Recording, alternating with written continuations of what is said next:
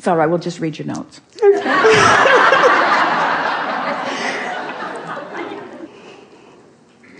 I just want to say how much I appreciate you in my life. It's clear to us, yeah.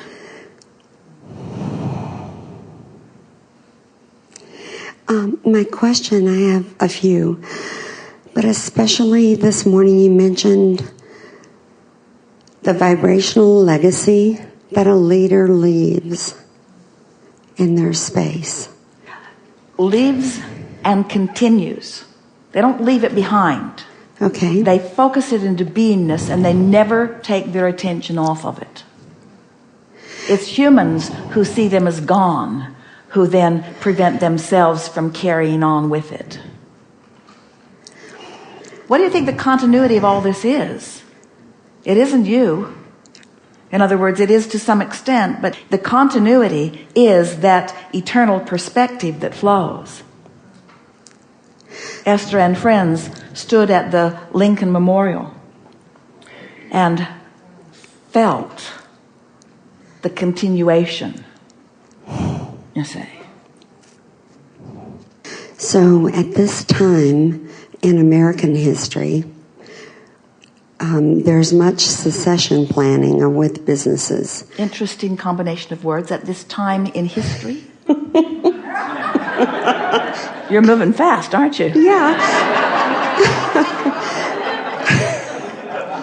Time is fast moving forward. It is. And so there went again. As baby boomers retire, and even though they choose to do a different career, what happens with the vibration that they've left or that was in that space that they so loved with that business culture? For example, a leader with say something like a city utility, and he's devoted 20 years of his life there, and he'll be retiring soon, but he still loves it, but he's still ready for something new and wants to leave a legacy behind. How does the vibration... Well, this is really what we were talking about with our friend at the beginning of the day. Right. This business of leaving it behind lets us know that most of you still think that you are doing your creating through your showing up at work. Or that you're doing your creating through your action, when you have never been doing your creating through your action. Your action is just the way you enjoy what you're creating through your thoughts.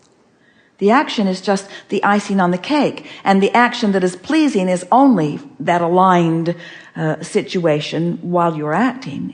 It is only inspired action that is satisfying or delicious. But we really want you to hear us when we say there is no leaving behind of anything. You're trying to call it a legacy, which means you're trying to put it in a box and set it over there and call it history. Right. When everything that you now are is tied to that. In other words, it's not separate from you, and you cannot be separate from it. So every thought that you think about it adds to the continuation of it. Now, in many cases, such as a utility company or something like that, there are a lot of other people who are thinking about it also. Exactly. And so it never was a singular creation. It always was a co-creation. And so there's a lot of co-creation going on. But we want to call your attention to the co-creation that continues. Oh, here's a good way of explaining this. You sort of follow what we mean about someone like Jerry getting something going like all of this and then making his transition and still being part of it from the non-physical point of view. Right. So that's something that you are newly coming into awareness of, this non-physical awareness. The founders of your nation still really interested in politics. The creator of sculptures and beautiful art or music or anything still being very interested in where it is and where it is going. But there's another piece to that we really want you to feel the importance of, and that is you can still be here in your physical body, retired from that work you did. Still, everything that you put into your vortex while you were there is still actively summoning. And you have enough in your vortex to keep you busy for 20 or 30 lifetimes. So we think it's time for you to accept the eternalness of everything that you've set into motion. That's why we say all relationships are eternal. Now we know you're headed somewhere with this, and we've sort of laid a basis. So what do you want? All right. Well, I have another question that tags onto yours, and that is that